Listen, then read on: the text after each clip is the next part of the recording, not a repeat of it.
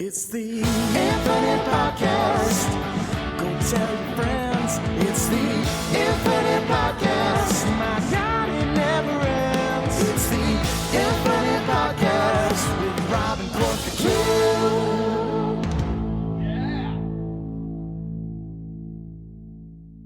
Hello, everybody, and welcome to another episode of the Project Infinite Podcast, the podcast covering the infinite and ever-expanding multiverse of fandom. From movies, comics, TV shows, video games, we got you covered. I'm Rob. I'm here, as always, with Court.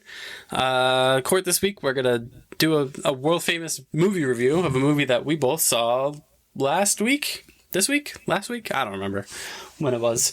But it's not a fandom movie. It's not a nerd movie. It's just a regular old... It's not a nerd movie to you. It's a nerd movie to me. It's just fair. It's just a regular old movie that comes out in the cinemas. You know, those movies that don't do well. Unfortunately. And then they're on streaming after like a couple weeks. Right. We're talking, of course, about The Fall Guy, starring Ryan Gosling and Emily Blunt.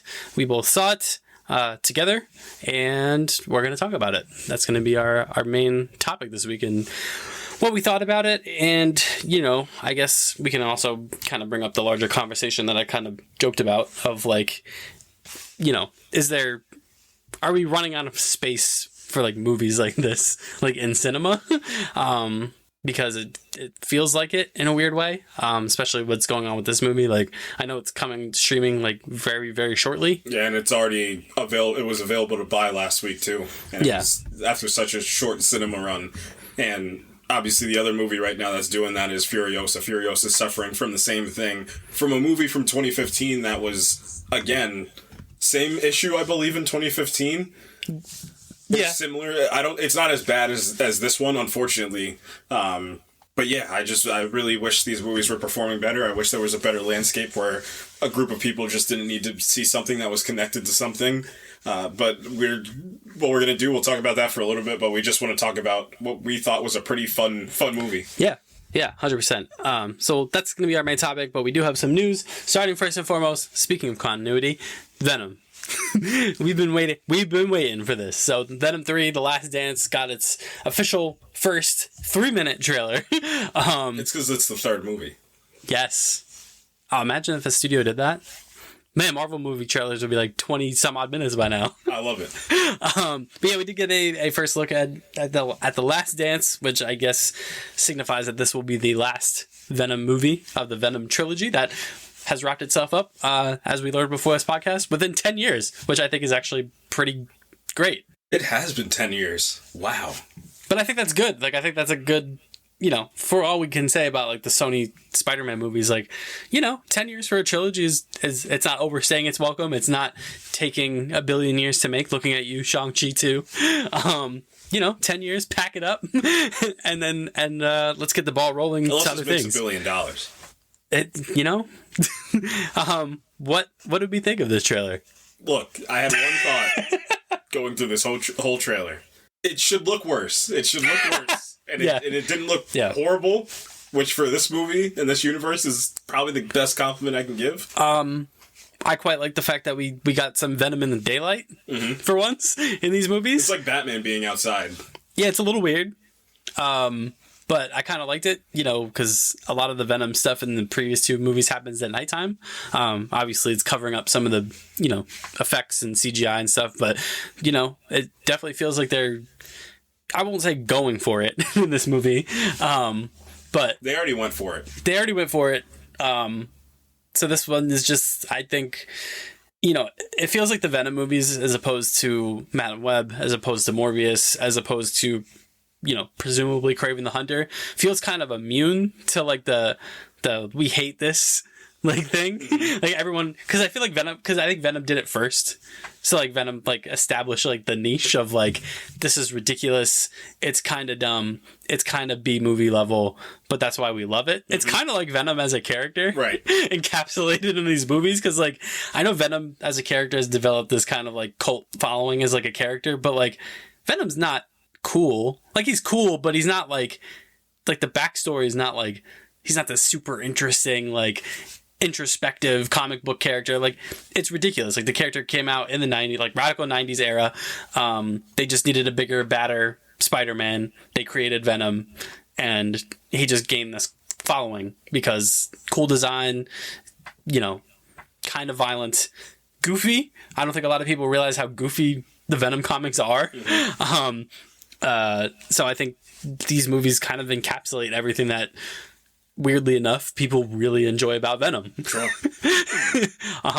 And Tom Hardy clearly loves the character and loves doing it. And I think that can, for movies like this, that can hold a lot of weight when the lead actor really cares about the project, because I don't think Jared Leto really cared about Morbius. It's clear that the Madam Web crew didn't really care about those movies. So here's what I'll say about that.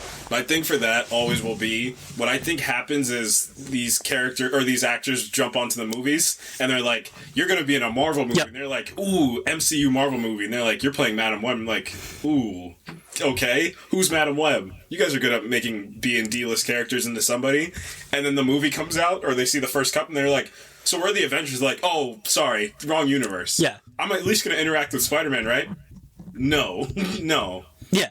Where I think Tom Hardy was just I don't care. Yeah, he knew going in day one. We're doing Venom. Right. He knew from day one what was going on. So this trailer, man, the two big things coming out of this trailer. One, Chiwetel Ejiofor's character.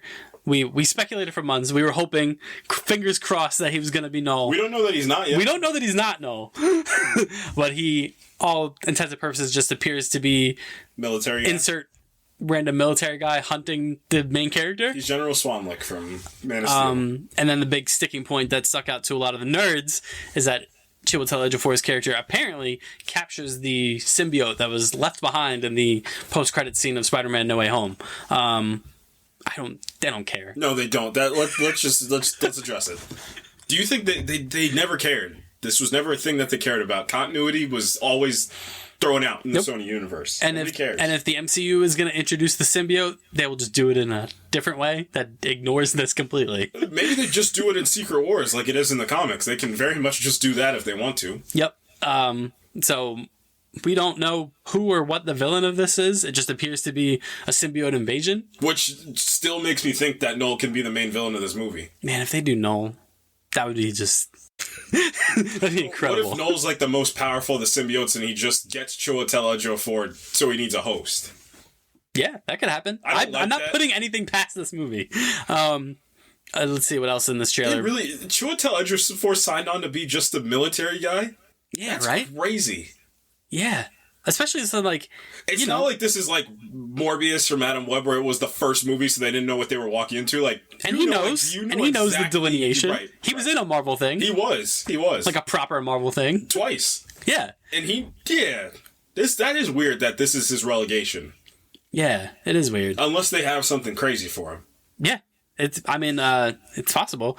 The cop is back from the last one. He gets controlled by a symbiote. Which one? Couldn't tell you. Don't remember. Reese Fonz is in this? Yeah. Continuity doesn't matter. Is he Kirk Connors? What universe is this? Doesn't matter. Doesn't matter. Is he Kirk Connors? Doesn't matter. Does not matter. We don't care. And then Mrs. Chen is back. We got some look at some of the action. It's samey from the last ones. Big swinging tendrils. It feels more creative, I will say. Environmentally speaking, it seems a little bit more creative. I think probably the best action sequence in any of these is in the first one, and when he goes into the building, the office building. But I don't care about that though. It just looked like third act mess. And then he goes into he fights all those army guys in the office building with the smoke. I like that bit. And then the big reveal at the end of the trailer, which I argue they should have just saved it for the movie. Venom Horse has taken the internet by storm. And I think it's great. That Venom Horse did look cool. How do they one up giving the symbiote to what's her name? Michelle Williams. She in this one? No. She bowed out, huh? No. She's a high cinema actor now. So how do they one up giving Michelle Williams the symbiote in Venom 2? They give it to a horse in this one. And I think that's awesome. It was cool stuff. It was fun. Look, I think this movie could actually be pretty good. compared to all the other Sony Marvel stuff that we've gotten. Compared to, I think Venom is they just know what the movie is. Whereas I don't think these other ones that have come out quite knew what they were. Morbius certainly didn't. Matt Smith did. Matt Smith knew what kind of movie it was. He's the only one that walked out and be like, "Oh, this is a joke, right?" Yeah. But Madam Web didn't know what it was. The creators knew though, but they didn't tell any of the actors. Man, Madam Web. If you would have gone with the premise of the Final Destination movie, but it's set in Spider-Man universe, that's cool. That could have been really cool. That's kind of cool, and it took place in 2003, which is what I thought that. When we saw the trailer for Madam Web, I thought that's what they were gunning for, and I'm like, "Oh, this is actually kind of interesting." And then the movie happened, which we still haven't seen. It's on Netflix though. It's coming. The Madam Web review will come. Madam Web retrospective. So yeah, that's Venom. Venom. So it comes out in October, right? Still holding its October spot, I think. Yes. And then Kraven got pushed back to December because Kraven was supposed to be first. Yes, Kraven should have come out first. And then it should. Oh yeah, they moved Venom up because of the election. Right. They said we knew the election was going to need some space to breathe. So rock your vote. Yeah, we'll move up. Don't worry. Venom America. your vote. It's all right. Oh, they need to put Venom in election spots for voting. To promote voting. Do it. Lean into it. The Last of Us. We got some Last of Us news. So last week, obviously we did not record, but we did find out that we called this.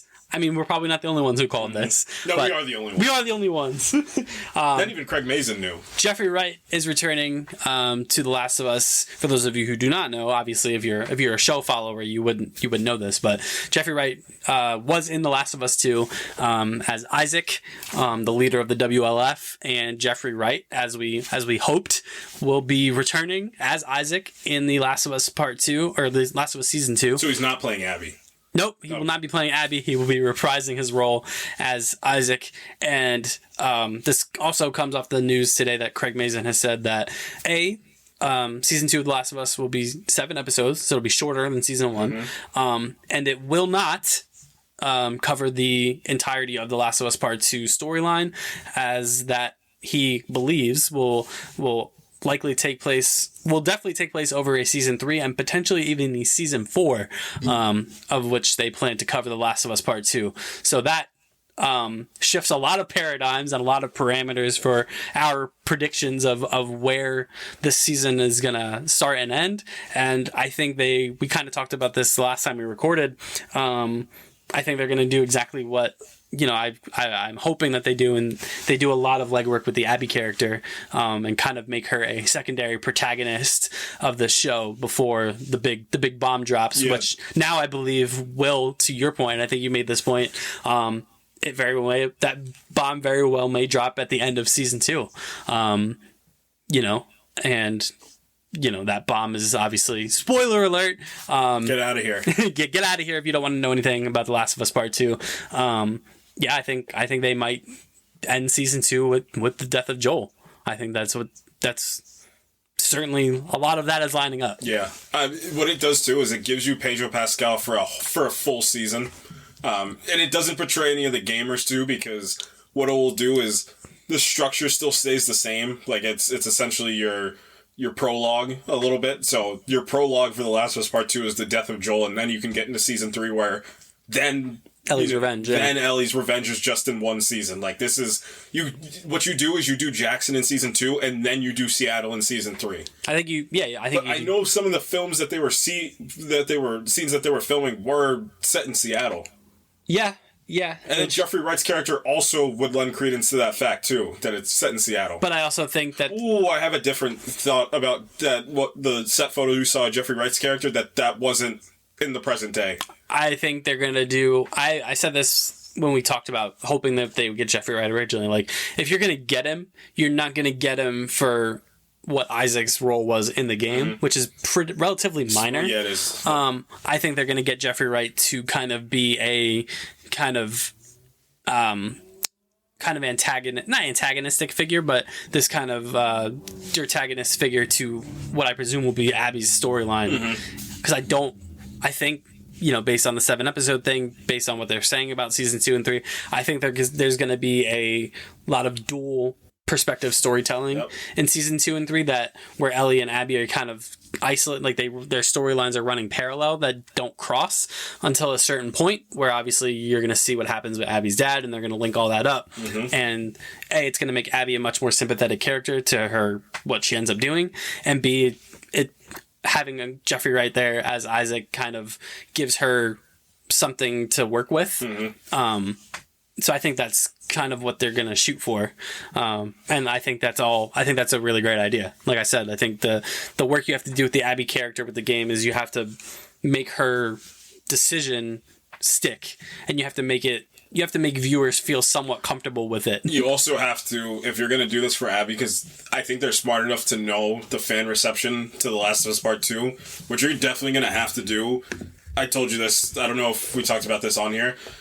The biggest swing you can take for Abby's character is making her father more of a main character in the story, especially in season 2. 100%. And then doing what you did to Joel to Abby's father in a very jarring scene. Like, you need to, you have to show it from Abby's father's perspective. Like, we had Ellie on this table, we were ready to execute this plan, and this madman walked into this hospital and ended the human race. Like, you need to show it from that perspective too, because I told you this, and it's the same thing I talked about with like Timothée Chalamet with Dune. You have to get somebody that's so lovable when the atrocities happen. Like, people will call. It's a two-way street for this story. Like, Abby's character needs to be to the fact of like, oh, I'm doing this because this psychopath murdered my father and he murdered the human race. Like, that's the approach they need to take with Joel. Yeah, you don't need to get people to a place where they're like, I totally agree with Abby, but I think you need to at least get them to a point where like, I understand why she did what she did,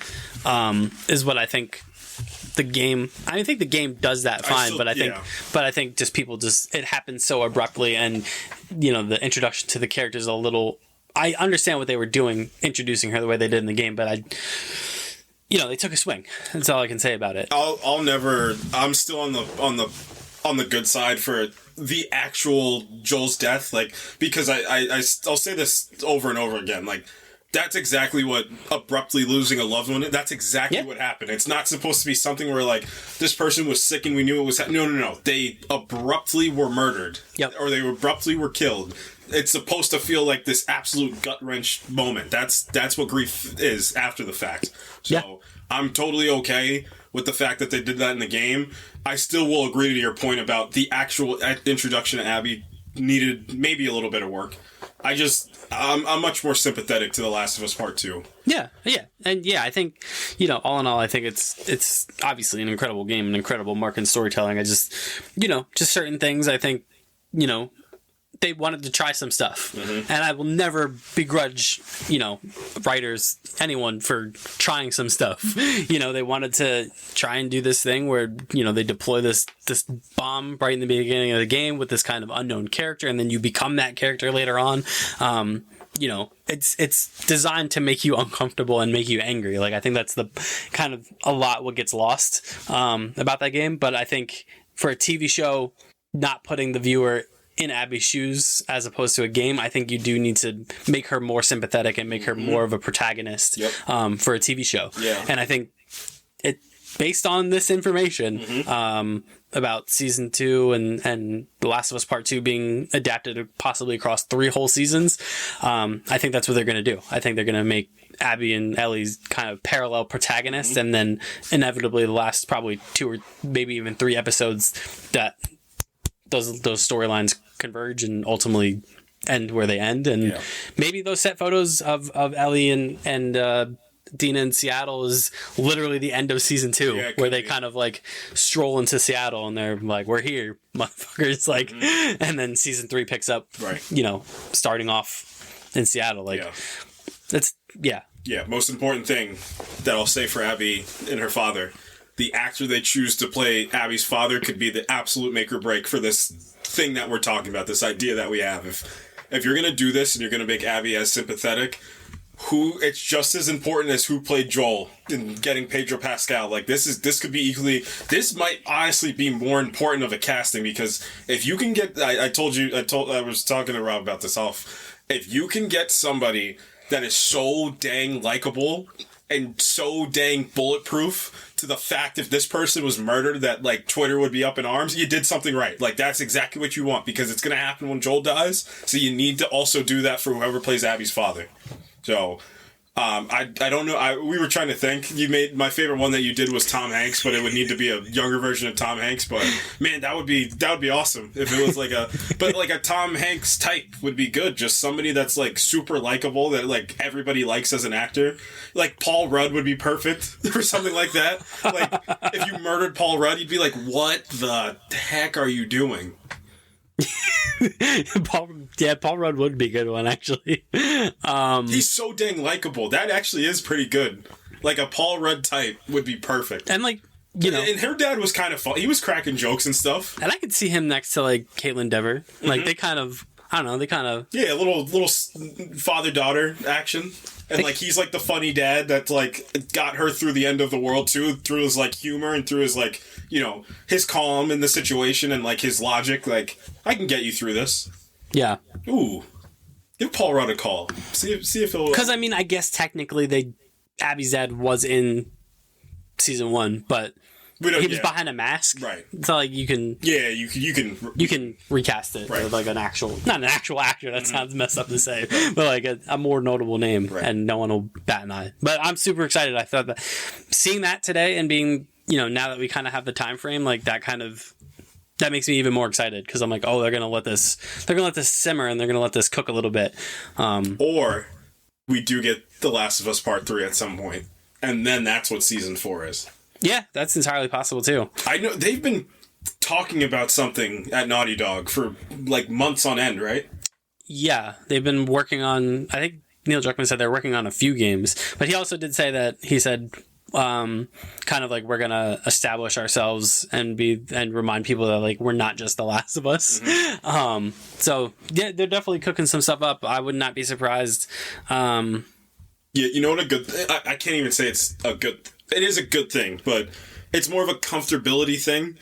Thank God that like Neil Druckmann can take his time and like go back to gaming, like his home of gaming. Mm-hmm. Isn't it great that his fallback is Craig Mazin? Like that's the guy that you can like rely yourself to take the story and not be nervous. Like someone with like already like Emmy award-winning television under his belt. Obviously, Neil Druckmann's going to be there the same, but like it just takes a little bit off his plate, knowing that like he doesn't need to be there every single waking second. Like he can have somebody like Craig Mazin who is literally teaching classes in Hollywood on how to do this stuff. Like I think he's a perfect person to have alongside him. Yeah. And then just got a couple Marvel things. So we've been talking for a couple weeks about Giancarlo Esposito being in the MCU. Nobody really knew what he was doing, you know, what this character was. We still don't know what the character is, but we do know now that he will be in Captain America 4. You know, that movie is undergoing some pretty extensive reshoots, which is always kind of concerning. We still don't really know what this movie is. Sam's got his old suit back. Yeah, I'm assuming that's probably an early scene of the movie. Yeah.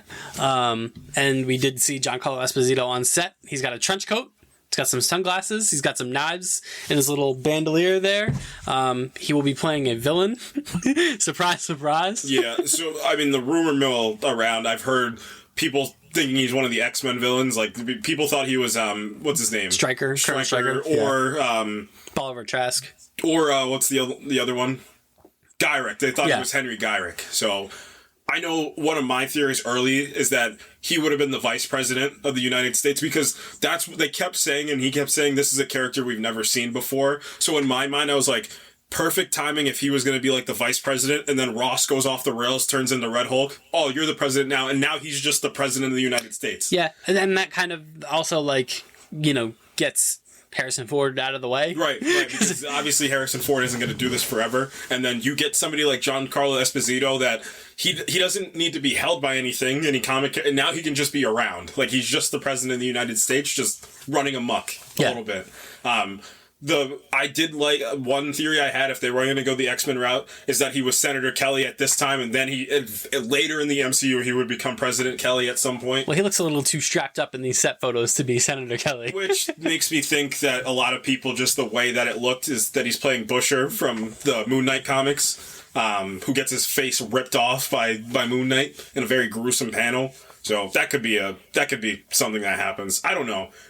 I'm a little piece of me wishes they would have made this a little bit more simple and just made him somebody, and we just ripped the Band-Aid off. Yeah, because he also said he said that this character's going to show up in a few things, right? Yeah, or a show. Yeah. Or that he was going to... that he was going to be in some... Which presumably would have just been Moon Knight Season 2 if he is playing the Busher. So... Yeah. Interesting. Very interesting. I mean, the cast of this movie is sensational. The cast is crazy. The cast is nuts. I mean, they got Harrison Ford and Giancarlo Esposito in the same movie, alongside Anthony Mackie and Sebastian Stan and others. Mm-hmm. So, I mean, the cast is great. It's just a lot of weirdness around this Captain America movie that I can't square. Yeah, I mean, the plot's just going to be they go after the adamantium that Tiamat is now. I know what's his name. He's playing leader. Oh, Tim Blake Nelson. I think he said today that he's going back for some reshoots for this. Interesting. I know they had to redo some of the movie, I believe, because of the Israeli Gaza crisis. I think they had to hopefully they had to retool some of this movie. Because there's a Israeli kind of superhero character. I don't remember her name at the moment, but hopefully they're gonna right around that. I don't know. This Captain America thing it continues to be perplexing. And this movie's like coming up fast. This movie comes out in February, right, of 2025. Like, it was supposed to come out this year. Like, we might get a trailer for this movie sooner rather than later. If they're already in the reshoot territory, we might get a trailer probably in the next couple months. Maybe. Could be. Isn't D23 this month? Or is it next month? Or next month? Next month? It might be next month. Yeah, I think it's July, because I know this month is jam packed with just normal stuff, like a lot of stuff. Yeah. So I wouldn't be surprised if that's kind of where if that was D23's kind of big. I mean, more of the Marvel part. I mean, McDonald's already spoiled the Red Hulk thing, so so I wouldn't be surprised if the Marvel section of D23 was like, here's the trailer. Right. Here's like the big trailer to end D23. Yeah, it's Captain. Shut up, nerds. Here. It's Harrison Ford. They just do Harrison. It's Harrison Ford. They should bring him out for all the press. Don't bring anybody else. What was your favorite Marvel movie? Indiana Jones and Raiders of the Lost Ark. Now, shut up. Avengers news. We have some Avengers rumors. I should say it's not quite news. But this is a lot of news, a lot of rumors that feel right-ish. So Avengers 5, it's the whole Avengers thing is being retooled, which I think we called this. Yeah, we knew that was when this whole timeline of all these movies got announced, we were like, no shot. And all the behind-the-scenes stuff started happening. There's no shot they're releasing 2 Avengers movies in the same year. No chance in heck. Lo and behold, that happened. Everything else with Jonathan Majors happened. Just the relative cooling off of Marvel in general. So Avengers 5 is way up in the air. Michael Waldron is still writing the script. He has turned that in, and they are throwing that script allegedly to Deadpool director Sean Levy, which tracks with a lot of what we've been hearing about Deadpool. Mm-hmm. That Kevin Feige was floored by it. He's super impressed with it.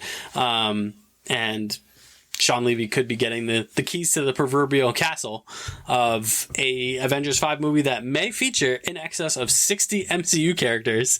That will be more of an ensemble type movie that will see the returns of Thor, Loki, the Hulk, Doctor Strange, Nebula, and Shang-Chi could all be returning. Production will begin in 2025. The main villain is no longer Kang. The main villain is unknown at this point. Which tells me that there's a shot it might be Doctor Doom if they're going to do this. And Marvel is going to meet with other directors. Apparently Sean Levy appears to be their first choice because they're going to meet with other directors while they wait for him to kind of make up his mind. Right. We'll know that. You know when we're going to know? Deadpool 3 comes out on July 26th. We're going to know on July 27th. Yeah. It's going to happen probably. Yeah. That's a lot of news to digest. I don't know. I can't imagine a movie that's going to have 60 characters in it, right? not unless it's Secret Wars, and this movie's going to have to... Both movies are going to have to be like 3 hours long if we're going to do this. This brings up a whole another can of worms with the state that they're in right now. That brings up a whole... the fear I have, too, is, It's funny that we talked about Venom because Venom had 3 movies. Like, we haven't even gotten a Shang-Chi 2, and we're talking about finally he'll return for this. Like, we should have... I don't care if Secret Wars didn't come out until 2030, if everybody got their dues and it was, like, continuous, solid, good, getting up until the point, and up until the moment. So, I'm a lot of bit nervous about this whole thing. And Avengers... Because this isn't going to be Secret Wars, right? Whatever this movie is. This is going to be what was previously supposed to be the Kang Dynasty. Interesting. Okay. I mean, which storyline do you pull for something like this? Because you can't do Secret Invasion, which I like scream to the mountains. That's exactly what Avengers 5 should have been. You should have done all your individual movies and then get to Secret Wars, or just get to Secret Invasion. You're not going to do Kree-Skrull War because we already did that for 2 Captain Marvel movies. Like, that's already done. Yeah, what do you do at this point? You just have to do Secret Wars, right? And make it two parts, yeah. Yeah, I think that's also... I mean, if they're talking about bringing in 1 billion characters, like, there's only so many Avengers storylines that you need that many characters for. And you did one already. Like, you did the Infinity Gauntlet already. Mm-hmm. So you gotta, what's the next phase of that? Mm-hmm. And Secret Wars makes sense. But I don't know if you can do the Infinity War Endgame thing again. With the same not even gravitas, but the same. I'll say gravitas, but I'll say organic gravitas. I don't think that's. And you could have had something like that with Secret Wars. We don't know if you still can. I just what we keep saying. We can week out anytime we talk about this is it gonna feel natural or is it gonna feel like obligation? Produced? Yeah. Yeah. I don't know. And then the Sean Levy choices I think is really interesting. Yeah. It just, like I said, I think it just apparently everyone's super impressed with what Deadpool is doing. So we'll find out a lot more next month. Yeah. If Deadpool is really going to be what people think it's going to be, we'll see. We'll definitely see. But I don't know. It's crazy that like Avengers is kind of in this state where like you should be over the hill like excited about it, right? But you're kind of just like, you know what I mean? So and it just the big thing is we didn't need to be here either. No, they kind of did it themselves. Yeah. So I don't know. But yeah, let's talk about the Fall Guy. The David Leitch joint. Yeah. Shout out David Leitch as well too. I mean, putting together quite a resume here as a director. Yeah, I mean, what I love about David Leitch is he's somebody, for lack of a better term, that loves the game. He loves the game, and I always love the idea of when these people in Hollywood they love what it's like. They love what they do. It's not just about I need to make money out. Like I love this thing, and stunt coordination is obviously what he loves. He created his own studio or his own company, 87 North, which is featured in the Fall Guy, which is pretty fun. But I mean, he just brings energy. That's my favorite thing. And even watching him behind the scenes work on whether it be Bullet Train, whether it be Deadpool 2, he brings energy to anything that he does too, which is important for a director. You got to get people, and it's any type of leadership. You got to get people going. You got to give people a reason to do the thing that they were doing. And I think even more over than the stunt coordination and stunts needing to be recognized amongst Hollywood, it's just getting these A-list actors too to be bought into something like that and doing a lot of practicals too, because they easily could have been like, not doing any like they were doing a lot of practicals, and I mean most of it was practicals as well too. It's just that movie is such a great idea. It's like such a great lesson in homage as well too, and not just homage to like a thing, but homage to like a concept almost of why stunt coordination needs to be recognized on a grand scale. It's such a layered watch without it having to be this story layer. It's like it out of universe. Like we understand like how important a movie like this is. Yeah, and it's in a weird way it's kind of a throwback to the like just these silly old school action movies. I mean, it's based off that. That's what it's based off of. It's based off the show from the 80s as well. Yeah, 100%. It's just, it invokes like, I think of movies like, kind of like 21 Jump Street. Yeah, 21 Jump Street, your OG Roadhouse, like just these like fun, dumb, villain of the week as shows and then movies where, just like twists upon twists. Right. Like twist upon like ridiculous twists. Yeah, an absolutely charismatic main character, your love interest, all these things. And then, like, not only does this movie understand that, but they also subvert very well. And one of the best pieces it does it with Jodie. I think it does it really well. Emily Blunt's character, too, because she simply could have just been the, your love interest, and that could have been it, but she's so much more than that, which is great too. And everybody brings it in this movie. Winston Duke is great. I always forget her name from Ted Lasso, the manager, or the Hannah Waddingham. Yeah, she's great. I love how she's just kind of slipped into this. If we need a villain, you call her at this point. Yeah. Make her Kang. Yeah, I mean, this movie is a lot of fun, and then just real quick, like, obviously, because the big thing is like the box office, and it made, it didn't make a ton. I mean, it wasn't made for a ton, but at the same time, it just didn't get a lot of time to marinate, and that's the unfortunate thing. Yeah, this movie needs to absolutely thrive off word of mouth, and I think this movie, based off how much it made, probably overperformed because it had Ryan Gosling in there too. Yeah. So I think it's unfortunate. Yeah, I mean, this movie is a classic casualty of the streaming era, where it's not a movie that is gonna make people.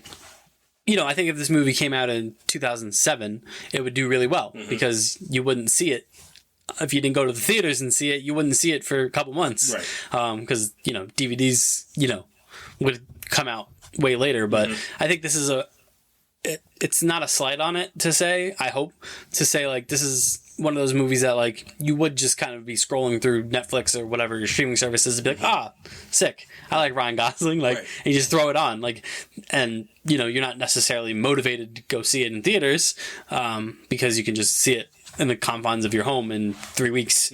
And that's the unfortunate thing, because I think the movie's really fun. And Ryan Gosling has settled into this this weird niche that he's in his career right now. Floating at this point where he's the definition of range at this point, because I mean, in the last, let's just track from, if you track from 2013, so Place Beyond the Pines, so let's just look at him over the last 10 years. So we'll say from 2014 Ryan Gosling to 2024 Ryan Gosling, like, it's the same guy. Like, that's the same guy that's always been, but I feel like there's a level of comfortability that he has in himself, and I think The Nice Guys, funny enough, is the one that unlocked that. And it's funny, because he made The Nice Guys, and he made First Man in the same year, which are two completely, absolutely different roles, and he was perfect for both of them. And I mean, La La Land, you have Barbie as well, too. Like, this Blade Runner.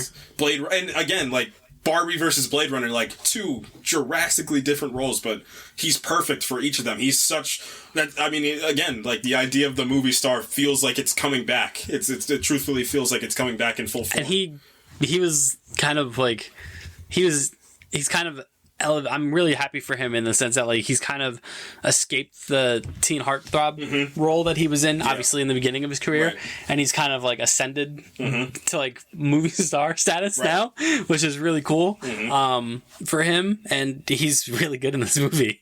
Oh my gosh, he's incredible, and I mean, he embodies. I mean, comedically he works, and then his comedic timing continues to be it's bulletproof. One of the most impressive things about this run that he's been on. It's funny because usually people do it the other way, where it's their comedic timing was good and then they get dramatic. Like, did he do it the other way after the Heartthrob era? Because he got really dramatic and then he made The Nice Guys, and I was like, oh wait, this guy's actually hilarious. Yeah, because he was. I mean, he did The Notebook, and that was like that. He got stuck there. Like, he got stuck there after that movie, and then it took him probably 7 years, 6 years. Yeah, that's 6 years. Yeah, I always like that because I think, or 2012. So Place Beyond the Pond comes out in 2012. Like, and then Drive comes out. Like, that's the time where he started to break. And I think he had Gangster Squad in 2013. Like, he started to slowly inch away from it, and then I mean, obviously once La La Land came out, that's when he truthfully began to strive. Yeah, it was like second generation Ryan Gosling arrived. And now this could be this is third generation Ryan Gosling. James? Kinda. There's a longevity here with him. Yeah, his heartthrob era was the first Cleveland stint, and then he got into when he was doing a lot of drama stuff plus La La Land. So that was his Miami Heat time, and then now he's just settled into Cleveland. Yeah, I think it's a really cool kind of arc that he's on. Like I said, this feels like, third generation Ryan Gosling, where now he's kind of doing these wacky, he's really showing off his comedic chops, and he's only 43. Yeah, he's not only the comedic chops, his movie star chops, but credible movie, because there's movie stars that are movie stars because they're pretty, and then there's movie stars because they know what they're doing. And then he did the Oscars, obviously he did the Oscar performance, which just obviously just even put more eyes on him, as far as this guy. I mean, he played Ken, played, you know what I mean, Barbie and Ken, he played Ken. That's such a layup. And I mean, like I said, he's been in Hollywood forever, but he's only 43. He's got probably another 30 or 40 years. Yeah, at least. So, and he's great in this. That character in the hands of a lesser actor, this movie could be really. This movie and that character, Colt Seavers, could be really grating. But because he's just so. I don't know how to put it. He's just so chill. He's just so chill. Your brain needs glucose.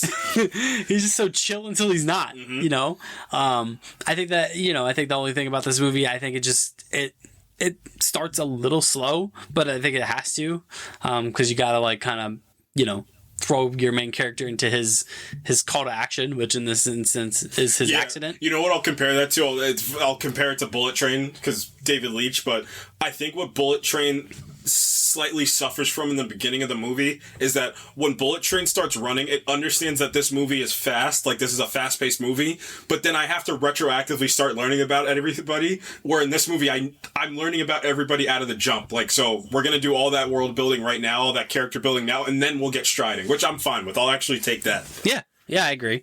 And the funny thing is this is one of those movies where if you flip the perspective, it could have a totally different main character. You could have made this a little bit more of a, if you wanted to, you could have made this a little bit more of a serious movie about Emily Blunt's character. If you really wanted to, you could have made this movie about Aaron Taylor Johnson's character. That's the cool thing about this movie is if you shift the perspective a little bit, any one of these three main characters could have been... Heck, you could have made Winston Duke's character the main character. You could have. This stunt coordinator that's worked all his life to be a stunt, a full out, I'm the main guy doing the stunts for the movie, and his best friend gets framed for murder, and he has to help his best friend. That's a movie. Yeah. But yeah, man, this movie was something else. I really enjoyed it. It's 2 hours, which is great. Yep. I like a good 2-hour romp. And that's exactly what this is. Like I said, after the first 25-ish minutes where Colt has his accident and he kind of he's down on his luck, and you kind of see he's past his prime, he's injured, and then he gets call to action happens. I just love when you can follow the arc, man. Man, we say it all. It's not complicated. It's the Project Infinite Top Gun. It's the Top Gun law. We have a list of laws, actually. We have a list of commandments. One of the commandments is when you're storytelling, be as much as Top Gun as you can. You don't have to make this overly complicated. This can be as simple as it needs to be. All this movie is stunt guy gets injured, stunt guy comes back, stunt guy has to save somebody. Twist, end. That's it. That's this movie. Fall in love, again. Yeah, you throw a little romance in there. I love the 80s, man. I love the 80s influence out of this, too. The perfect action star era to put him in as well. The music choice is just always great in tension, this movie. You have a little romantic tension, obviously, when he sees Emily Blunt again for the first time and since his accident, and there's the will they, won't they, it's got all the hallmarks. But in a lesser movie, this movie would have just been about the fact of all those things you just named, but in this movie that does everything better better. You know why it works? Because this movie is technically freaking sound. Because this movie was made by a stunt coordinator. Talk about it. And it was a movie that was made by people that care about all these things. I love the opening, montage as well too, where it's like all the script notes and stuff like that, what Hollywood's been doing great over the last couple of years? The delayed opening title card. Yeah, I'm glad we're doing that again. It's great. Mission Impossible Dead Reckoning might have the best one still, because they waited like 35 minutes to get, or like 30 minutes to get theirs. But the delayed title card is always great. I love it. So, this movie is so technically incredible. They beat Casino Royale for the most car rolls on a car stunt, which is awesome. Mm-hmm. And I love the behind the scenes that they threw at the end of the movie. I love, I love the game. I love this stuff. And I just love seeing David Leitch there on set, just doing his thing. Like, I think that's just the coolest thing. Being a director's got to be one of the coolest things on planet Earth that you can do. So, and you could tell he's having fun while he's doing it too. And he earned it, man. That's what I'll say. He earned that. Like, you went through all those years, stunt coordinating all those things, and now you're getting your due. You have your own company now. You're a big time Hollywood director now. I'm not gonna be surprised if a bunch of people start giving him calls to, like, please make my thing, my action thing. We're in a great era for action right now, and I just saw Furiosa yesterday. Like, action is really going to be a main genre that's credible again, because we went through that weird phase where action was like, well, the action's just in the superhero movies, and then John Wick came out, and they're like, well, action needs to be in the John Wick universe, and now we're kind of a David Leitch joint. Yeah, David Leitch joint, co-directed with Chad Stahelski. Exactly. So we're kind of getting to this place where action can now, again, the movie star era is back. Feels like the action era. It's the 80s again. We're getting back to the 80s. I love it. Yeah. And, we could, honestly, you can probably credit John Wick for that.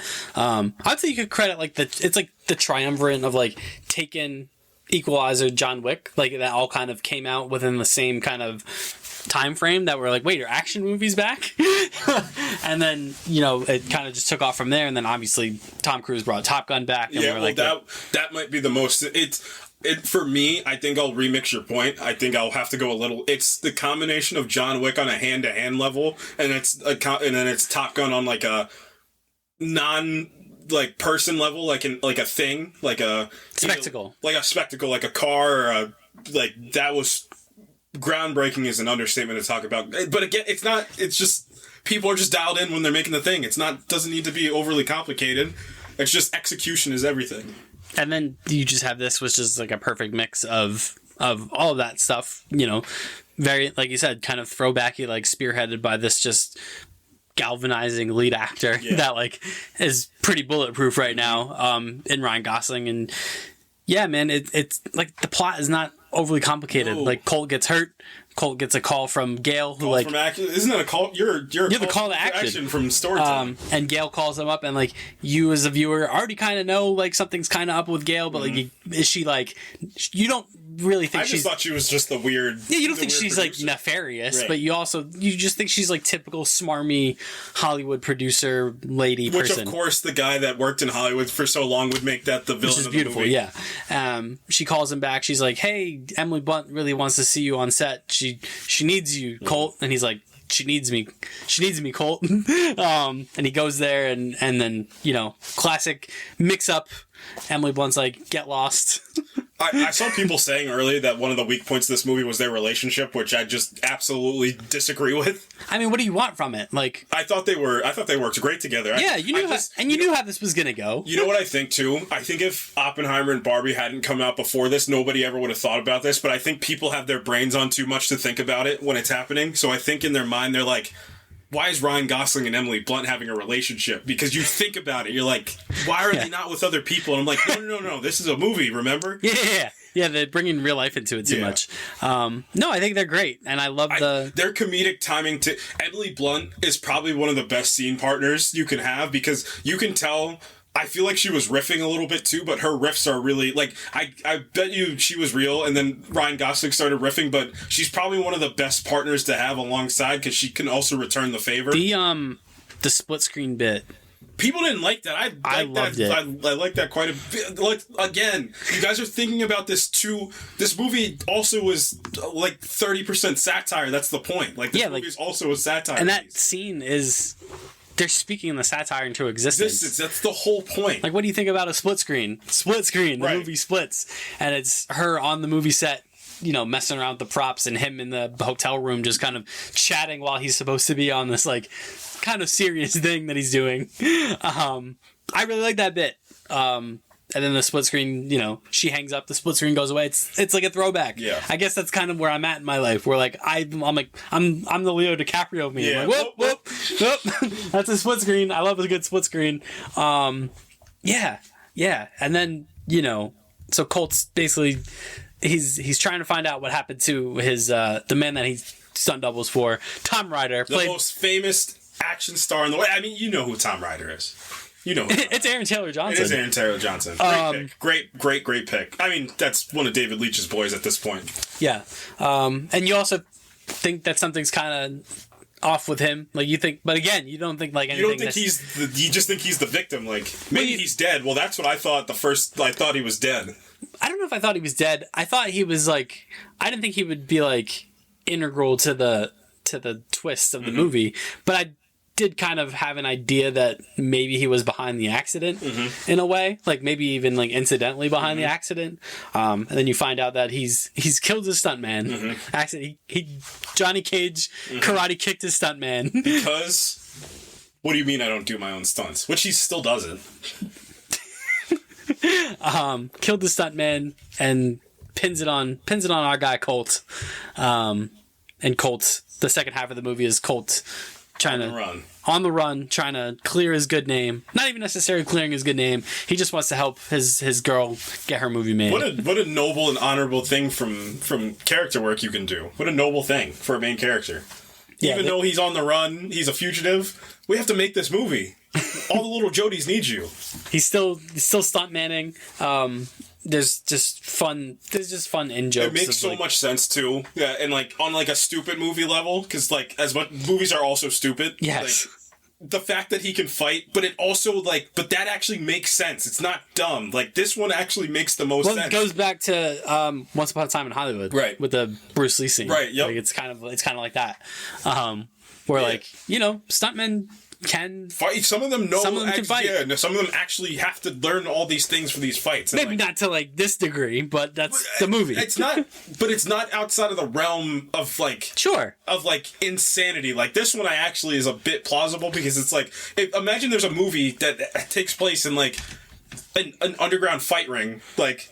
You're probably the stunt team's probably gonna get some people that know how to fight. And stuntmen are you know he has all these kind of crazy skills, but like stuntmen are everymen. Like he should be able to know how to drive. He should be able to know kind of how to fly a helicopter. I can learn how to drive a boat. Like I had to do all. And his first role, like in this movie, was he worked on Miami the Vice TV show.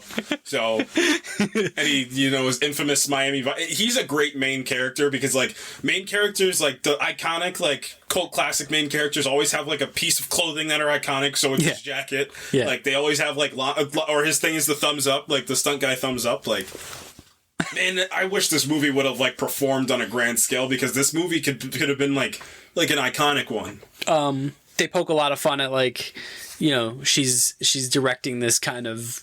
Should we just go into it? Yeah. Sorry, Zack Snyder. You took the biggest L in this movie. So she's directing this movie called Metal Storm. Yeah. Yeah.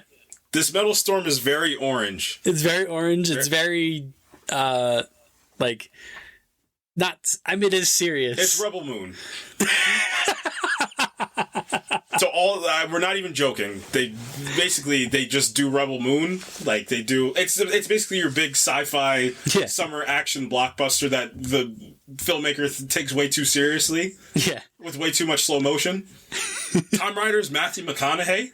Oh, dude. Aaron Taylor Johnson goes full McConaughey at the end of this movie. I just wasn't expecting it to when he started delivering, because I knew he was like a little country for the character he was playing. But he went full. It was full McConaughey, like down to the mannerism and the cadence. And I'm like, wait, noon at the edge of the universe, folks. I was like, wait a second, what's happening here? What are you doing? But yeah, and then the conceit that they get Tom Rider with is he can't help himself. He's well known for getting himself in trouble with hot mics. So they're like, that's it. That's how we're gonna entrap him. We're gonna get him to admit what he's done on. We're gonna get him uncomfortable. And Cole's like, what's the best way to do that? But make him do his own stunt. And that's what they do. They trap him in a car jump, essentially. They're like, no, it's going to be great. It's a green screen. Like, it's going to be cool. And then Ryan Gosling takes the wheel and they're off. Yeah, he sneaks back on set. Winston Duke gets all the glory. All the glory. He starts setting off explosives. Stunts! This movie's cool, man. This movie's just cool. Why can't we make cool movies anymore? This movie's cool. The only thing like obviously I'm like poking fun at it, but like I couldn't like turn my brain off that like any human male person could overpower Winston Duke in a fight. Yeah. Because he's just so humongous. Oh, that other guy was like a unit too. He was, but like Winston Duke was. It's funny because like it's like a brick wall. Yeah. He was. He was a brick wall, and they gave him the little beanie too, which made me laugh. I don't know why that made me laugh. I'm just like he's so endearing. Oh, Winston Duke's the best bit in this movie, I'll spoil it right now, is Winston Duke periodically giving a movie quote. The Rocky one's the best because he's just like he just puts his arm up afterward. I was laughing so hard. You can't use Rocky on me. me. You can't use Rocky on me right now.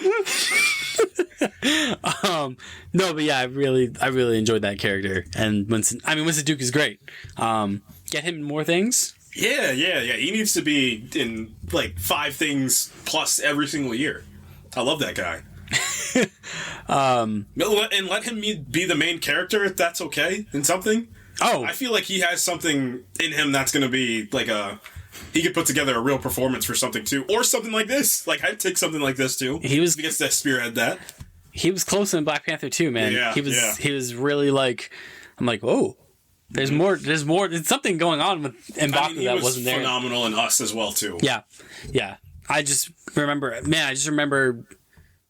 watching Wakanda Forever and being like, in the beginning with M'Baku, I was like, is this? Let's not make the same mistake. Yeah, is he going to be like the jokey guy of this? And then, like halfway through the movie, he becomes it was after Ramunda's death. That's when he had that conversation with Sherry. That's when I knew that like everybody was dialed into this movie. That's when I knew like we were. And I'm like, wait, he's acting. He's doing the acting in this, and he's great in this. I just think he's very seamless. Like he can transition in the same scene out of different things too. So, like I said, I would love to see Winston Duke lead something and just be the definitive main in something. I think that would be awesome for him.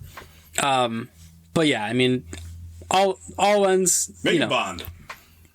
Make him Bond. But Desmond Idris needs to play Bond. Oh, that's a good take. He's British. There you go. That's all you need. You saw that chess commercial he was in? That's what sold me on him. You say chess? Yeah. Chess commercial? Well, it wasn't a chess commercial. It was a beer commercial, but. I was like, wait. Vodka? I don't remember. It's an alcohol commercial, but he's like playing chess and he's like sitting at a table, and I'm like, oh yeah, that's actually James Bond. This movie taking place in Australia is hilarious. Yeah, it's great. He said I got a boatload of young Australians that don't know what they're doing out there. I love that. But I mean, all's well that ends well with this movie. They successfully entrap Tom. There's a hilarious third act escape that unfolds in a helicopter with Gail, and she's firing off a Magnum. It's so 80s, man. It's so 80s. I love it. She's firing a Magnum at Ryan. Shoot him, you idiot! That's one of the best stuntmen working in Hollywood. She points the gun at Ryan Gosling, and he's like, "It's empty. It's empty, Gail." Flips her off. One of my favorite shot of the movie where he's descending down into the infamous cushion that you'll get from any stunt team. It's awesome. It's so good. Metal Storm gets made. Play the music. Maybe the best use of "I Was Made for Loving You" by Kiss. Metal Storm does get made. But Tom Riders can't be in the movie. He's a criminal now. Okay, so... The best part of the movie. There's this offhanded joke that you shouldn't even pay it any mind because it's so offhanded about Jason Momoa's agent. Gets name dropped. And like, you wouldn't why would you think anything of that? It's like this. Just I think it's what is it? Stephanie Sue's character says it, right? She's like, "Get me Jason Momoa's agent or whatever," and you're like, "All right, fun." They name drop Jason Momoa, cool. The Metal Storm thing happens. It's at Comic-Con. It's a big deal. Yeah, it's a big deal, Cole. That's like the joke throughout the whole movie. It's a huge deal, Cole. Hall H, big deal, Gail. They do the Metal Storm trailer, and lo and behold, Jason Momoa is in this. And look, for 1 second. I would throw on this movie while I'm like doing laundry for like a couple minutes. I just throw this on. That was the first thing I said when we left the theater. I said, do I non-ironically want to see a Metal Storm movie? I said because Fall Guy was Universal. Yeah. So if Peacock wanted to do the absolutely funniest thing on planet Earth, they make like a 10-minute short of like, but it's actually Metal Storm. Yeah. And they like actually do the movie. Yeah. Jason Momoa. Yep. Jason Momoa. You get Emily Blunt can direct it. Yeah. Let her actually do it. I think that would be hilarious. And then the movie becomes a box office smash, and Colt gets exonerated. He hooks up with Jodie. They're together. All's well that ends well. And then Tom Ryder and Gale get surrounded by the Fall Guy. Yeah, the original actors. Fall Guy. Yeah. Yep. That's the movie. Mm-hmm. The movie, like I said, we kind of blew through the plot, but I mean, it's pretty by the numbers, and it's pretty dang enjoyable. It's just, like I said, I don't need everything to be Citizen Kane. Like, this is... But again, I say that as if this movie is not technically... No, it's well done. That's the thing. The movie is actually well done, because we've said this about other things, and then the movie's just not well done. Like, this movie's actually well thought of. And again, I'm so proud of the fact that we can get movies like that. And again, I hate to beat a dead horse, but the fact that Top Gun came out might have been one of the most important things for modern day movies of, you can't just go into these action movies anymore and just do whatever the heck you want and it be people receive it. They just won't. We're too smart for that anymore. So you need people like David Leitch on your movies now. And again, Hollywood needs stunt people. They're some of the most important people. They make the joke in the movie, obviously. The one guy goes, or the drug dealer goes, do they give Oscars out for that stuff? He's like, no. Yeah. But they should. They should. I think this year's Oscar, I don't know if they're going to do this year, because this is the 97th Oscars, I think, that's coming up this year. Maybe they wait for the 100th Oscars so it can be a big thing, but the sooner the better. We need a best stunt coordination for the Oscars. We just do. Stunt coordination needs one. I think mocap needs one. Yeah, because and then just give the first, I don't care what year it is, I don't care if Andy Serkis is in the movie for 10 seconds. Just give it to Andy Serkis, and then we'll be on with it. Yeah. I think we're long past that. And who knows? Maybe this movie will push that direction further, because that's kind of in a zoom out lens perspective. I think that's kind of what David Leitch was setting up with this movie. Like, hey, give us our dang recognition and our dang due. Mm-hmm. I can't wait to see what he does. Me too. What he does with his career, because I mean, now he has this super successful stunt coordination house himself, which is awesome that he can use in Hollywood and around the world. And I'm excited to see what we know some of the next things Ryan Gosling's doing. And Ryan Gosling's a movie star because he's not making 10 movies in 1 year. He's making 1 or 2. And kind of to tie it back to our normal stuff, Ryan Gosling has said he's down to do a superhero thing. I know he's mentioned Ghost Rider in the past, but I mean, honestly, the guy is so malleable. I mean, I don't think I could particularly like pigeonhole him in any specific role. I think like whatever he sunk his teeth into, I think he would nail it, which is a really cool place to be. Like, I think like you could throw him into any role and he would crush it. I mean, Ghost Rider is a great pick. Yeah. Sentry would be good for Ryan Gosling too, if he were to play that like dual role too. Mm-hmm. But I think he needs something bigger, and I think Ghost Rider's decently big enough to put him in a role like that too. And that's just, we're just talking about the Marvel side of things. Who knows if James Gunn's universe is going to go off the ground? He's like, get me one of the main roles in this, get me something in this whole thing too. Yeah, it's super exciting, man. I really like this movie a lot. Yeah, I was just like, I was watching it, and I was just, everybody in the theater was just having a good time. Yeah, just a good time at the movies. And that's how you know, like, it's not, like you were kind of saying, like, it is kind of like plot-wise, obviously, it's kind of by the numbers, but, like, at the same time, you can recognize, like, A, it's written smartly, A, it's technically sound, like, that's what makes, like, takes a movie like this and lets you know, like, this is why, like, you mention this all the time, like, why, like, it sounds stupid to say, but, like, why the crew matters. Because, like, any of this in lesser hands of the hands than that delivered it, it could have been, like, a worse movie. A way worse movie. But because... be, like, disastrous. But because you had the specific people that you had, both in front of and behind the camera, you get this really fun kind of 2-hour just throwback action movie that kind of has a point. Yeah, and it's important. This movie's important. And that's The Fall Guy. Yeah. We should give some awards out for this one. Yeah. I think this one definitely warrants some actual awards. I'm down for that. So, man, what a movie. I love the movies, man. Don't you love the movies? I do. This is like one of those movies that like reminds me of that too. Like I just go out and I see like a random movie and I'm just like, yeah. Fun. Yeah, it's good. Those are the best. Those are the best. Where it's a movie that, it's not some fandom movie. It's just, people just go in, like, obviously for different reasons, but, like, I had that, like, with, like, the Iron Claw last year. Like, a movie where it's just, like... Fun movie. Yeah. Notoriously fun movie about the Von Erich family. Best relationship. In this? Yep. Oh. And you're wrong when you say what it's going to be. I mean, I like Colt and Jody. Nope. I know, you're going to say Colt and Winston Duke's character. Nope. You're also wrong. What were you going to say? It's Jean-Claude and Colt. We didn't even talk about Jean-Claude. The French dog that... The dog. The dog. The super overly cinematic dog. Yeah. With main character bulletproof screenwriting. Yeah. Awesome. No, by the way, I like Colt and Jody. Yeah. I mean, it's tough not to say Colt and Jody. Most underrated character? Jean-Claude. Stop saying Jean-Claude. Jean-Claude Attaque. I like the Stephanie Sue's character. Her little action bit that she got in the middle of that movie. You know who I loved in this movie? The assistant director. Traveling. Oh, the Australian guy. Yeah. Traveling. Oh, what did the other one say? The one lady on set, she's like, is he kind of hot? Actually, and he was singing the karaoke. Great. Good stuff. Oh, I love the bit at the beginning where he's just like, I will murder everybody on this set. Yeah. He said, and this is why Emily Blunt's so great. It's just, she's able to like pick up off and it's fast. She's so quick with her responses, everything like that too. Most heroic moment? It's empty, Gail. Yeah, that's pretty good. I like the I mean, I guess you could save it for like the best action bit, but like him and Winston Duke's character in the penthouse. Yeah, that's good stuff. That's real good. That's classic like action movie stuff that happens there. Yep. Best bit.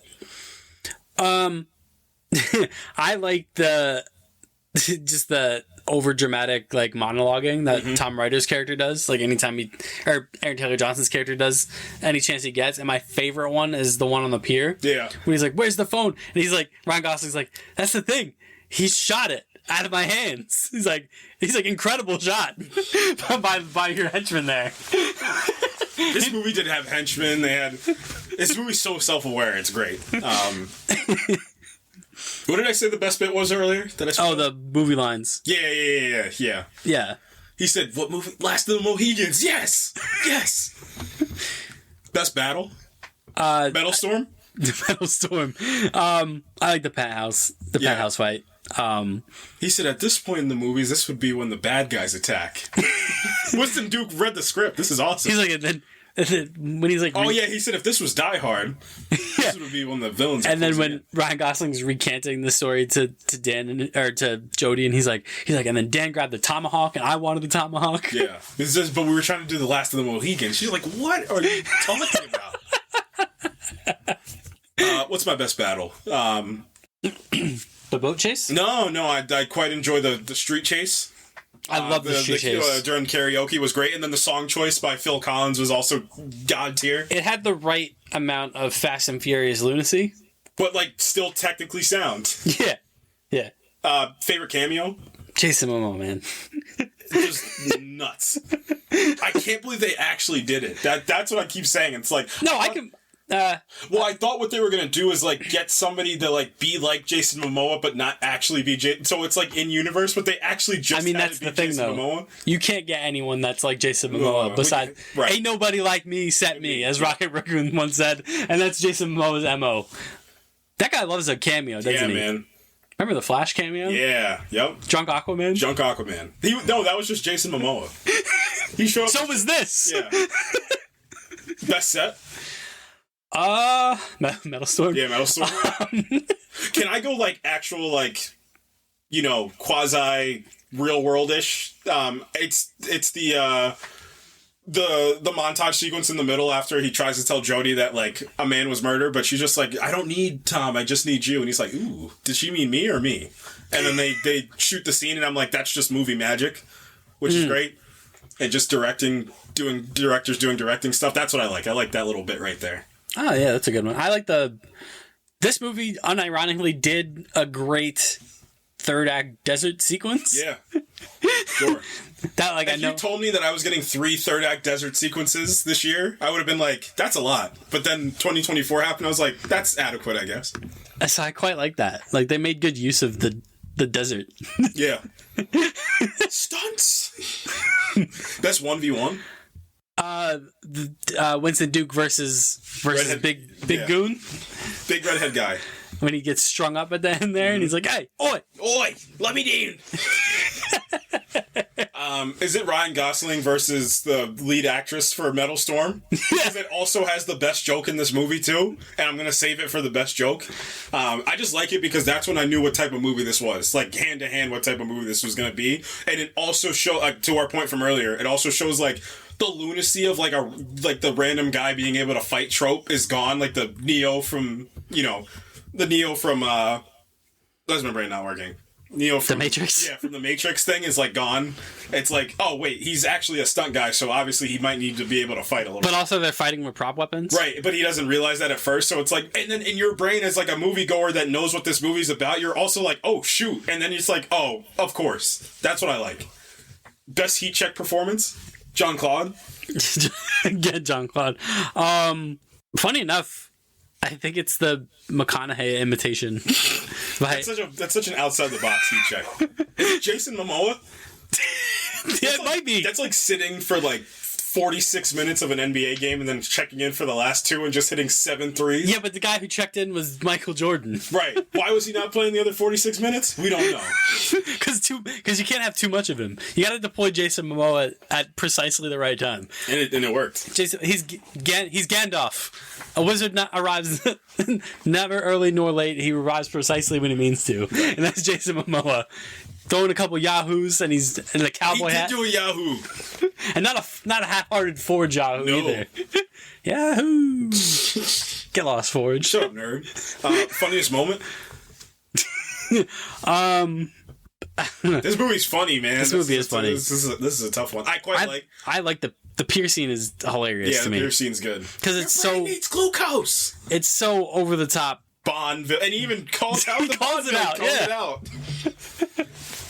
What is the funniest moment? I like the best joke itself is when I love when they're doing the first fight with the lead actress from Metal Storm, and he's just like, I'm in Metal Storm 2. He's just like, lies. Metal Storm 2 hasn't come out yet. We're on Metal Storm Live. He's like, I'm at Metal Storm also. That's good stuff. I don't know, man. What is the funniest moment? This movie's funny, man. I like when she beats him up in the trailer. Yeah, that's good. That's when good he's stuff. in the suit. That's good stuff. What am I saying? I think the funniest moment is when he's tripping on drugs and then like the unicorn shows up. Yeah. That's good stuff. Best exposition dump? Is it the Metal Storm monologue? It's too inside the box. Or outside there, it's too outside the box. I mean, it's when the master plan gets revealed. Yeah. Best source material callback? The original Fall Guys? The original Fall Guys? Stunts? Stunts? Yeah, stunts. That's like a thing. Best NPC? Oh, this is actually an easy one. It's from when Jodie's beating the... Oh, what am I saying? The funniest moment in this movie was Jodie's monologue about her excursions after she broke up with Colt. And then the best NPC was the one alien sitting down when they were going through this. Yes. I had a similar situation with when I fell in love with my wife's sister. He's like, give me the mic. Give me the mic back. Get him a bullhorn. Yeah, get him a bullhorn. Traveling. I love movies, man. They're the coolest, funniest thing ever. Favorite action sequence? I think it's what you were talking about, the karaoke car chase. Mm-hmm. It's good. It's fun. I told you it has just the right amount of Fast and Furious lunacy for me. Man, that third act is tough to beat. That third act, like... The boat chase is also good. The boat chase is good. And then, like, you think the movie's about to end, and then there's another third act upon the third act. It's good stuff. Yeah, that final fight... I mean, because it's so prolonged, too. Like, after they do the jump, and then it's just all the happenings of the most normal movie set you can ask for. Best song? Probably the karaoke song. The Phil Collins song. Shout out Phil Collins. That was great. That was good stuff. The thunderstruck needle drop during the opening title card that they waited for like 20 minutes to put in was also good. I did enjoy that as well too. Not bad. Favorite musical moments of actual... I'll say the remix that was made for Loving You when he gets out of the water, because that was such an action... like a real world action movie star thing to do. Yeah. Metal Storm? Favorite line? Favorite line? I kind of like the when they're in the car together, like after day one, and she's like, "I'm the director, you're the stunt guy. We need to keep it super profesh." Mm-hmm. He's like, "Profesh is my middle name," and it just invoked the Ken, the Kenism. I thought your middle name was Danger. That's my stage name. That's my stage name. It just invoked the Kenergy, if you will, that Ryan Gosling possesses now. I think like a piece of Ken stayed with him, and that's just partially who he is now, forever. That's not bad. What is it? It's empty, Gale. It's so simple, but it's like the best line to give somebody while you flip them off, while they're about to go to jail, while you jump out of a helicopter, while your love of your life looks at you doing the coolest thing on earth. He is the main character. We're just living in Ryan Gosling's world. No, you know who the best NPC is? It's the drug dealer. Yeah, he was great. Because like he's like the first non-violent drug dealer in like movie history. He's like, sit down. He's like, no, he's like, nobody ever wants to talk to the drug dealer. Yeah, he's like an actual like decent guy. Yeah. It's like, they paid me to do it, man. I didn't even want to do this, man. He's like actually enjoying talking about stunt work. Yeah. He's like that guy also was in Furiosa. Was he really? Yeah, he was. I was so happy. I said, oh, wait. And he played similarly a guy. No, I guess it wasn't similar, but... He goes, no offense, but I prefer cartoons. Movies are always trying to make things real. Dumbo, that was the same thing as when, like, Ben Kingsley was talking about Planet of the Apes and Shang-Chi. Yeah. It's the same exact thing where he's like, when I saw Dumbo, man, my life changed. Movies are always trying to make things real, but it's not real. It's a movie. It's not meant to be real. That's why I like cartoons, because cartoons don't pretend to be real. That's a bar. The drug dealer, ladies and gentlemen. Favorite world building or lore moment? Hall H. Big deal. It's a big deal. 87 North as like a thing that's also in universe and like that's a real thing, I think is pretty cool. Yeah. Favorite shot? Probably when he falls out of the helicopter. It's just the coolest thing. It's so good. Sometimes it's okay to be cool. It's fine. You could just be a cool thing. Favorite performance? Colt Seavers? Yeah. Colt Seavers as a character. Yeah. But no. No. It's Tom Ryder playing the main character of Metal Storm is the best performance. You know what I hate? No. This is the best bit in the movie. You know what I loved? When all of them, like, when he would do a little bit of acting, and they're all like, I hate that guy, but he sure can act. Like, it's like, I hate this guy so much, but he sure can bring it every time he's here. I also do kind of like that, where, like, he's actually, like, talented. Yeah, yep. Like, the character of himself is actually talented. Right. But no, favorite performance, I mean, I really like... I'm going to say Emily Blunt. I really am. You took mine. You beat me by 2 seconds. I was also going to say her. I thought she was great. I thought she was really good. Because she also brings like this like plucky, stick-to-itive, go-getter attitude to anything she's in and anything she does. Yeah. And it's like you can't help not but root for Emily Blunt when she's in a thing. Yeah. Like, even in Oppenheimer at the end, it's just like, he shook his hand, and then it like, flash forwards 20 years, she's like, I bet you did wish they built a bigger bomb. Anyway, favorite performer, I mean, it's just tough not to say Ryan Gosling. I just can't in this one. Sometimes it's simple, and this is one of the things that are simple. Favorite character? Jean-Claude? Jason Momoa? No, Original Fall Guy? I really liked the Colt Seavers character. I thought he was really, even though he looked, like I said, he looked uncannily like Logan Paul. I still like the Colt Seavers character a lot. Like I said, I think in lesser hands, that character could have been really grating and dumb, but Ryan Gosling brings the right amount of charm to it that makes him like a really cool action movie protagonist. Yeah, I mean, I'll just remix your best performance, and then I'll say Jodie for this one. Yeah, I think Jodie is like, she subverts the whole, like I said earlier, she subverts everything that like we hate about, you know, how Hollywood portrays woman characters that are women. Like, it's just somehow Hollywood seemed to only get it wrong and only made them weak, and she is anything but that. She still got her movie made, which is great. Hall H, Gail, it's a big deal. Favorite moment? Metal Storm? No.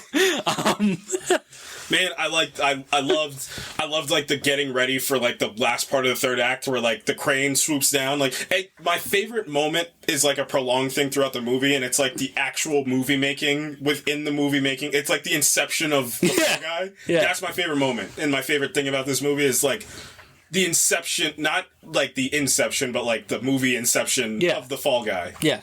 I think my favorite moment is kind of like off your point, like that third act where like everyone that like we've learned about to this point, like they're all getting ready to like use their skills for like this really elaborate entrapment of this guy.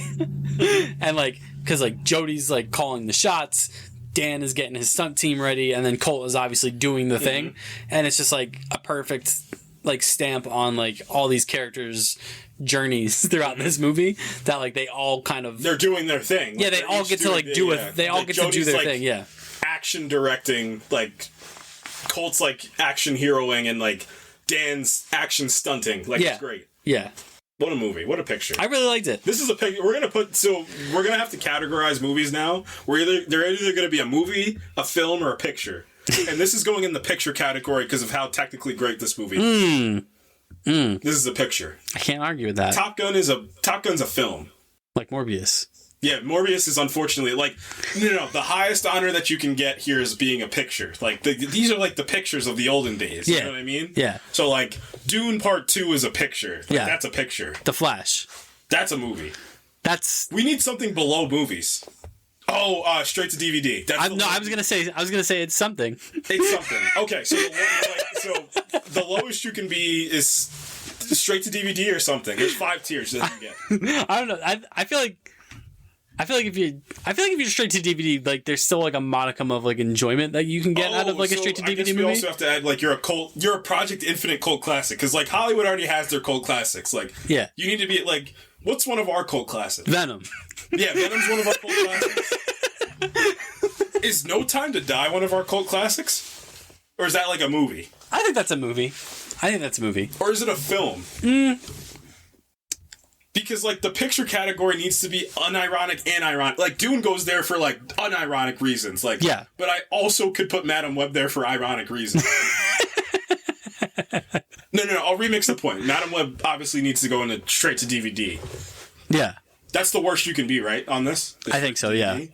Like, if you're something, that just means, like... You got Moxie, kid. Like, if you're something, it's, like...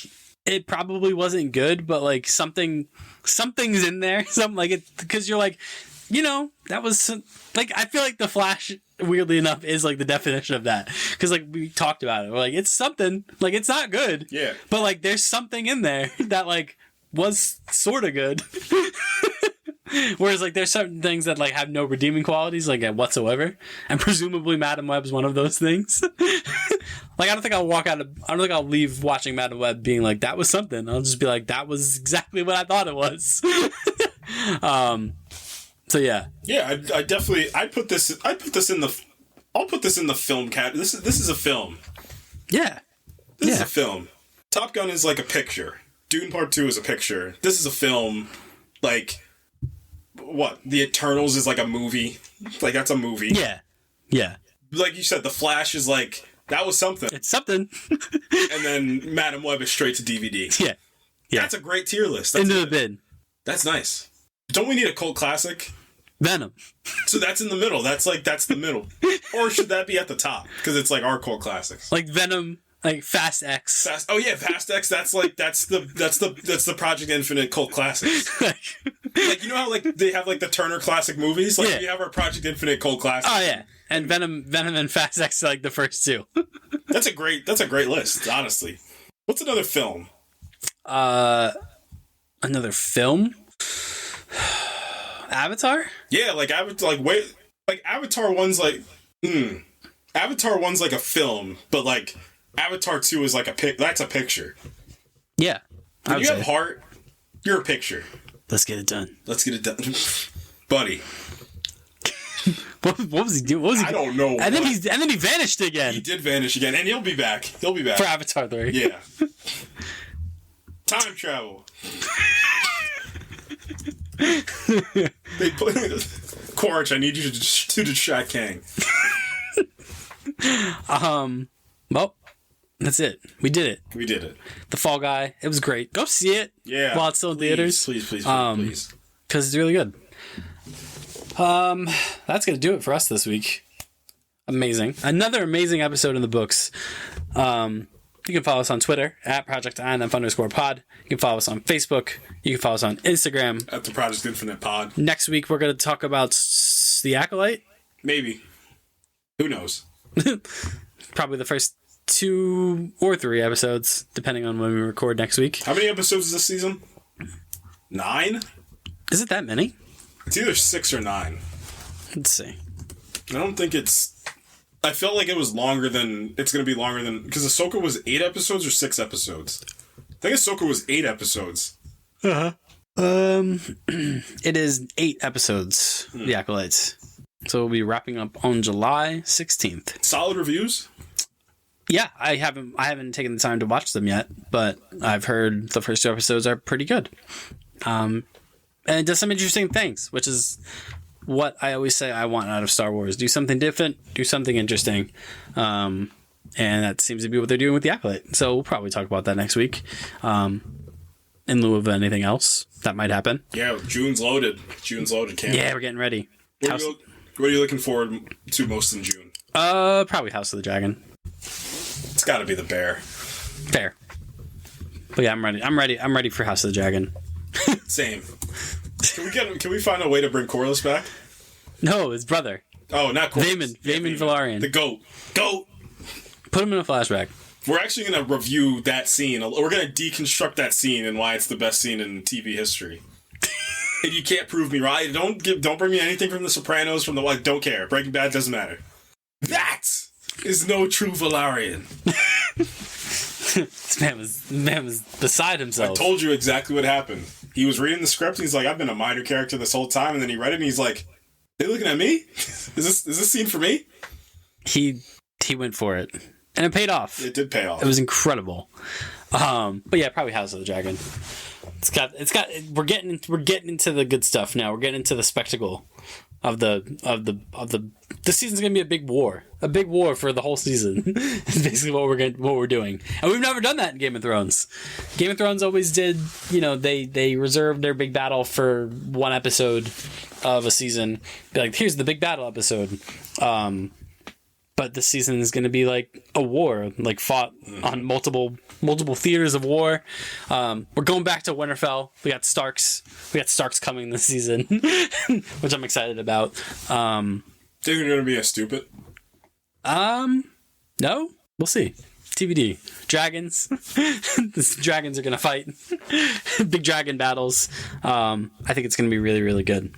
So yeah, House of the Dragon comes out June 16th. Same day as the Bear. If I'm not mistaken. Ooh.